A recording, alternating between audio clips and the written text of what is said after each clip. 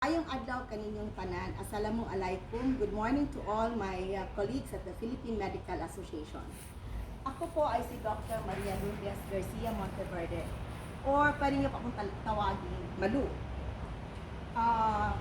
Ako po ay tumatakbo maging presidente ng Philippine Medical Association ngayong taon. Pinanganak ako sa Manila sa FEU Hospital and lumaki sa Kalinan, Davao City, kung saan marami pong prutas na durian. Ang tatay ko po ay nagtapos sa UST noong mga 1960s and na-meet niya yung aking mother na nagtitinda ng bigas sa palengke na malapit po sa UST. Nag-set up po sila sa Kalinan, Davao City, kung saan po maraming durian po doon. And pinalaki nila kami and marami kami naging doktor sa pamilya. 4 po kami na doktor, isang dentist at isang nurse. Katabi po ng bahay namin before, ginawa pong secondary Medicare hospital ng aking tatay. So, na-inspire po kaming lahat ng magkakapatid na maging doktor din. Sabi nga nila, ang tatay at nanay namin ang sinabing ganon, education is the only best legacy that we can give you. So, nagpapasalamat kami sa Diyos na natulungan din kami, nakatapos din kami lahat ng magkakapatid. And ngayon po, medyo marami na po kami sa pamilya na mga doktor. May 8 na kami na medical doctors, including my husband and myself. My husband is also pala a doctor and a fellow of PCS and PSGS. Ang daughter ko naman ay bagong natapos lang din sa medisina. And of course, dadagdagan ng pamilya, meron kaming 2 dentist at isang nurse. Members po kami lahat ng Davao Medical Society at ng Philippine Medical Association. So, marami pong issues na lumabas last year and gusto ko pong makatulong sa Philippine Medical Association. Ang isa nito is ang universal healthcare. Ilang taon din na naging usap-usapan sa PMA ang universal healthcare until it became a law last year. And natamaan po tayo lahat ng mga doctors. And there was a clamor for change and amendments from the doctors. And these concerns are premium payments as direct contributors, our accreditation fees, and its process. Malaki po ang naging epekto nito sa amin. And as a mother of a new board passer, hindi namin alam kung anong landas na kurso sa medisina ang kukunin ng aming daughter and what the future holds for the new doctors in this country. Medyo napag-isipan ko po din na kailangan po may representation po ang Visayas and Mindanao na makikipag-work with naman sa mga doktor na nasa Luzon. Kasabay po nito ang maraming naging issues at mga pagbabago sa health education, technology, globalization, at itong mga recent na pangyayari. Kailangan po na maramdaman po natin na whether tayo ay nasa government or private or community practice na may katuturan or significance ang ating organisasyon sa ating pagiging doktor. We need a Philippine Medical Association that is inclusive and relevant to the times. A PMA that will unite all doctors under one umbrella organization and should act on the matters of importance to us. The Universal Healthcare Law, the Physicians Act, which is upcoming, and the Emergency Medical Act, amongst many others that are pending in Congress and Senate. So, yun po ang mga rason kung bakit po ako ay tumakbo maging presidente ng PMA para po makatulong po at maging agabay ninyo at kasama ninyo sa mga alintuntunin na very, very close to our hearts as doctors. This run is most probably the longest in the history of the Philippine Medical Association because of the pandemic that we are in, which globally affected all countries and healthcare delivery systems were stretched to the limit. Our colleagues as frontliners suffered the most and lives were lost. And their sources of living, our sources of living, suffered too. Now, doctors, my dear colleagues, we are in the midst of a pandemic and a global recession. Sa pandemya po ngayon, we are not or no longer the silent service workers that people thought us to be. We, with a very strong demand for our services, we became the frontliners and we became the modern heroes. We became the hope of our nation.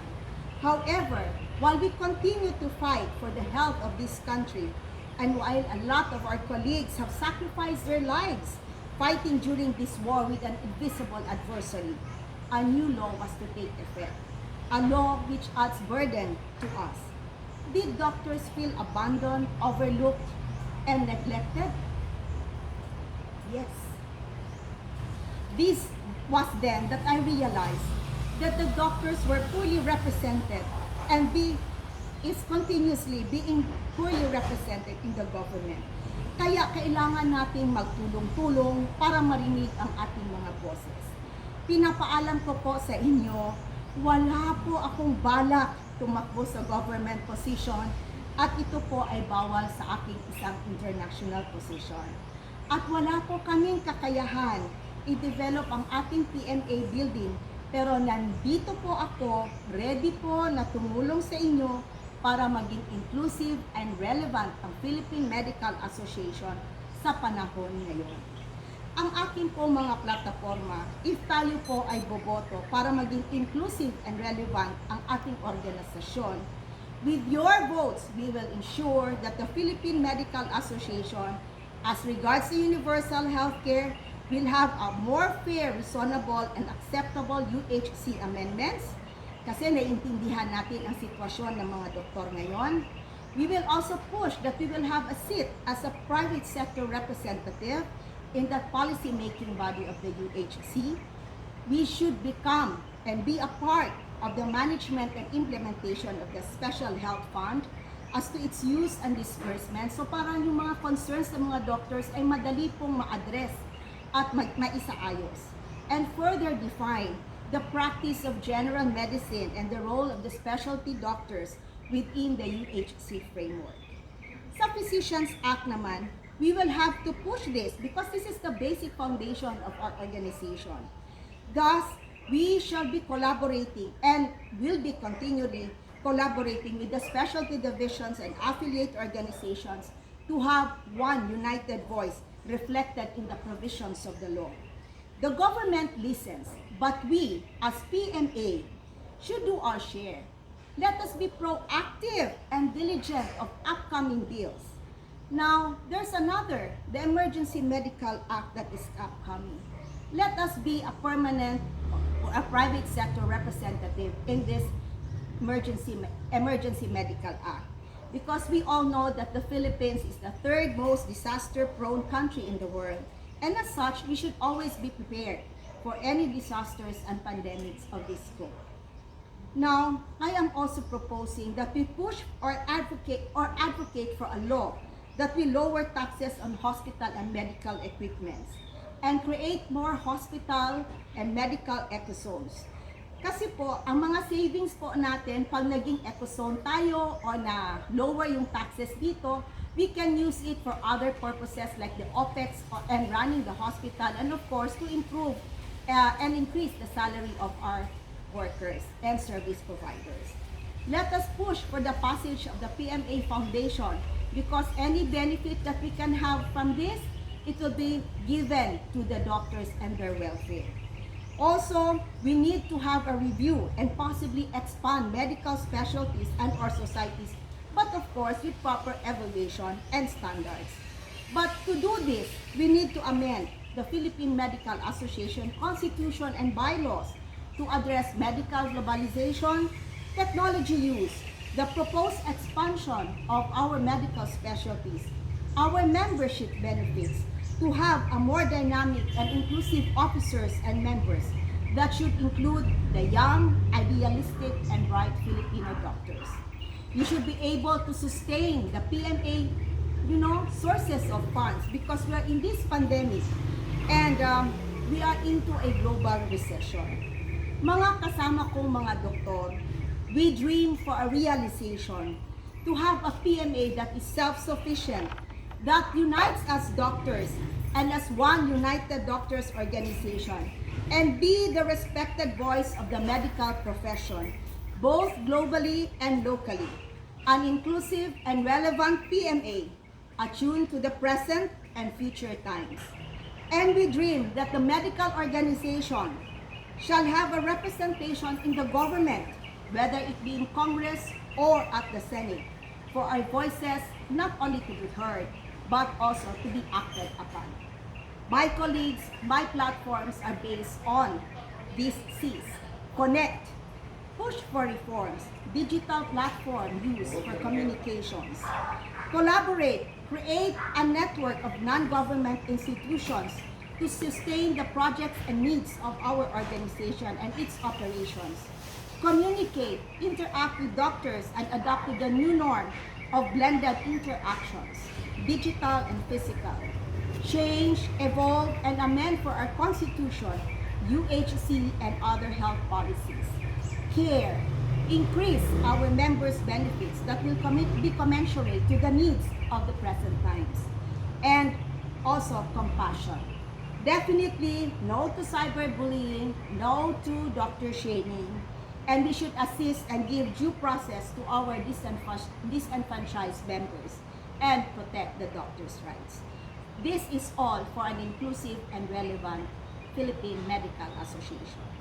Sa kapwa kong mga doktor, dahil sa teknolohiya, we are globally and locally connected. So I shall listen to you, hear you, and be with you. My dear colleagues, let me be your voice, let me be your shield, let me be the change that you are yearning for. We are silent no more. Let our voices be united and be heard.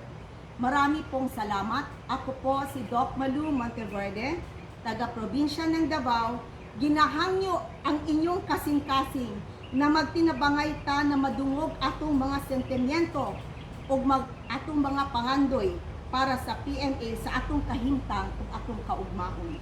This COVID pandemic is the most difficult time that the world has ever experienced. Ako po ay humihingi ng inyong tulong para maging kaagabay at kasama niyo po para sa isang inclusive and relevant Philippine Medical Association. Para mapag-isa ang boses ng Philippine Medical Association, we heal as one. We care for you. Maraming salamat po. Sukran. Daghang salamat. Thank you. Doc Malou Monteverde, ang inyong kaagabay at kasama sa mga adikain ng minamahal nating Philippine Medical Association. Maayong buntag sa inyong tanan. Daghang salamat. Thank you. Thank you po.